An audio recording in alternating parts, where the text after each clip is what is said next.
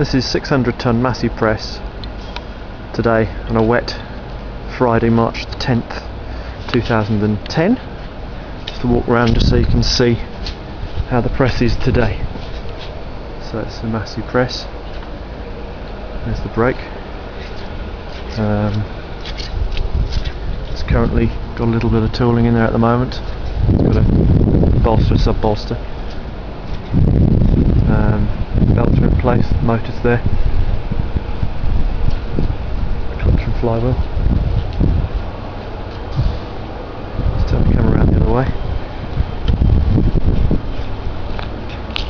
Standing at the moment on concrete, ready to be shipped to a customer.